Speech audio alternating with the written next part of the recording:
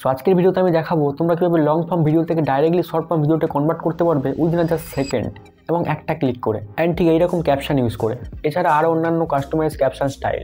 So let's start the video. যেমনটা তোমরা স্ক্রিনে দেখতে পাচ্ছ, আমি একটা ফাইল ইম্পোর্ট করে নিয়েছি যেটা রেশিও 6:9, ইউটিউবের স্ট্যান্ডার্ড রেশিও। এই রেশিওটাকে 9:16 কনভার্ট করার জন্য বা শর্টসের জন্য প্রজেক্ট প্যানেলটা ওপেন করো এবং এখানে যেমনটা তোমরা আমার সিকোয়েন্স দেখতে পাচ্ছ, ডিফল্ট সিকোয়েন্স নেম এবং প্রজেক্ট প্যানেলে সেই সেম সিকোয়েন্স। তো এখানে রাইট ক্লিক করো, দেন এখানে ফাইন্ড অটো রিকোয়েন্স সিকোয়েন্স এবং ক্লিক করো। এখানে অপশান দেখতে পাচ্ছ টার্গেট এক্সপায়ারি রেশিও এবং তাছাড়া দেখতে পাচ্ছ তোমরা select on square is 1:1, but আমি চেঞ্জ করতে চাইছি 9:16। তো এটাকে সিম্পলি ক্লিক করো, এখানে ভার্টিক্যাল 9:16 যেটা আছে এটাতে সিলেক্ট করো, বা এনি আদার কাস্টম সিলেক্ট করতে পারো তুমি ম্যানুয়ালি, বাট এখানে ওকে ক্লিক করো। এবারে তোমরা যেমনটা দেখতে পাচ্ছ ভিডিওটা শর্ট লেভেলে কনভার্ট হয়ে গিয়েছে জাস্ট একটা ক্লিক করে। আর তাছাড়া তোমরা দেখতে পাচ্ছ এখানে কিছু টেক্সট আছে যেগুলো একটু মানে শর্টসের জন্য একটু কেটে গিয়েছে, তো ওগুলো তোমরা ম্যানুয়ালি একটু অ্যাডজাস্ট করতে হবে তোমাদেরকে।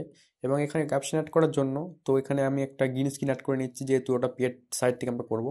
তো এখানে একটা গ্রিন স্ক্রিন অ্যাড করে নিয়েছি আমি কালার ম্যাট থেকে, এবং জাস্ট এই ভিডিওটাকে আমরা এক্সপোর্ট করে নেব।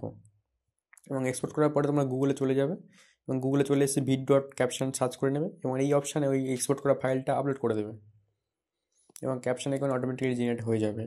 এবং অনেক অনেক স্টাইলে তোমরা এখানে ক্যাপশন পেয়ে যাবে, যেমন তোমরা দেখতে পাচ্ছ স্ক্রিনে, ঠিক আছে।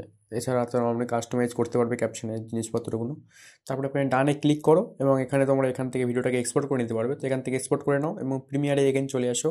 তারপরে এই ডাউনলোড করা ফাইলটা এখানে ইম্পোর্ট করে নাও, করে দেখবে তোমরা এখানে চলে এসছে এবং এখানে একটা লোগো এসছে। তো লোগোটা কিছু করার দরকার নেই, জাস্ট তোমরা এটাকে একটু অ্যাডজাস্ট করে দিও, তারপরে গ্রিন স্ক্রিনটাকে জাস্ট আল্ট্রা কি দিয়ে রিমুভ করে দাও, তারপরে হয়ে যাবে।